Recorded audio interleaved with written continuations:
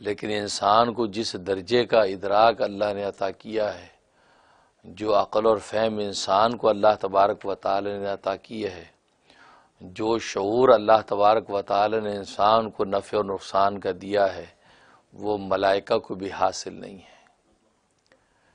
اس لیے انسان تمام مخلوقات میں سب سے افضل ترین مخلوق ہے، کیونکہ اس کی عقل و فہم اور اس کی قوت ادراکیہ اس قدر مضبوط ہے کہ ملائکہ بھی اس کے مقابلے میں کھڑے نہیں ہو سکتے۔ اس لیے اللہ تبارک و تعالی نے انسان کو اشرف المخلوقات قرار دیا اور دنیا کے اندر انسان کو بھیجا، اور دنیا کو نفع اور نقصان دونوں سے مرکب کر دیا۔ دنیا میں نفع کی چیزیں بھی ملتی ہیں، دنیا میں نقصان کی چیزیں بھی ملتی ہیں، دنیا میں نفع کے راستے بھی موجود ہیں، دنیا میں نقصان کے راستے بھی موجود ہیں، اور انسان کو دنیا میں اللہ نے یہ فراست اور فہم دے کر بھیج دیا کہ یہ نفع اور نقصان کے اندر فرق کر سکتا ہے، امتیاز کر سکتا ہے۔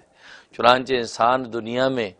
نفع کی چیز کو حاصل کرنے کی کوشش کرتا ہے اور نقصان سے اپنے آپ کو بچاتا ہے،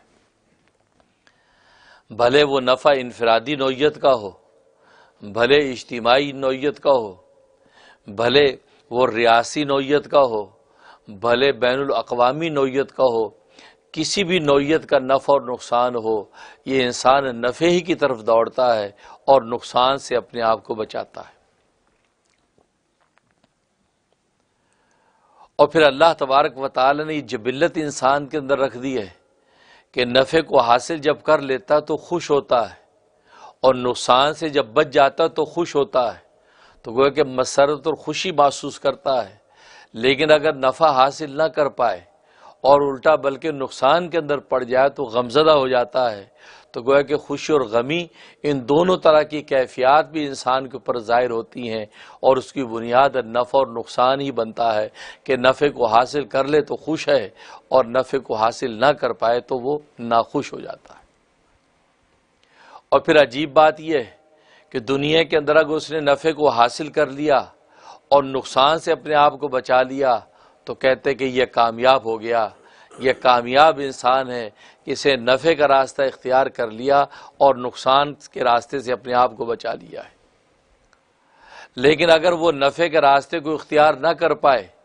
الٹا نقصان کے اندر پڑ جائے، تو کہتے کہ انسان جو ہے ناکام انسان ہے، اس لیے نہ تو یہ نفع حاصل کر پایا اور نہ اپنے آپ کو نقصان سے بچا پایا، لہذا یہ ایک ناکام انسان ہے۔ تو کامیاب اور ناکام،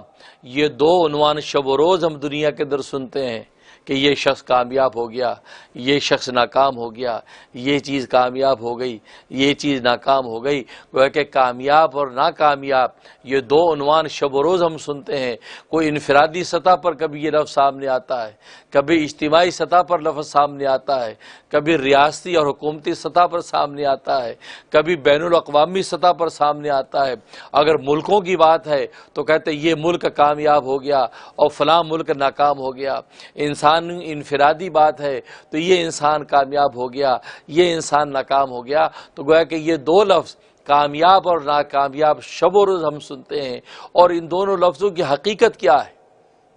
اس کو سمجھنے کی ضرورت ہے۔ کامیاب کے لفظ کی حقیقت یہ ہے کہ کوئی بھی چیز کہ جس مقصد کے لیے پیدا کرنے والے نے پیدا کی ہے، اگر اس مقصد پر پورا اترتی ہے ہم کہتے ہیں وہ چیز کامیاب ہے۔ اللہ اکبر۔ اور اگر وہ چیز جس مقصد اور غرض کے لیے پیدا کی گئی ہے اس غرض اور مقصد پر اگر پورا نہیں اترتی تو ہم کہتے ہیں کہ یہ ناکامیاب ہے، یعنی ناکام ہے۔ ویڈیو کے نیچے سبسکرائب کے بٹن پہ کلک کریں، بیل کے آئیکن پہ کلک کیجئے تاکہ ہر نئی ویڈیو کی نوٹیفیکیشن آپ کو مل جائے۔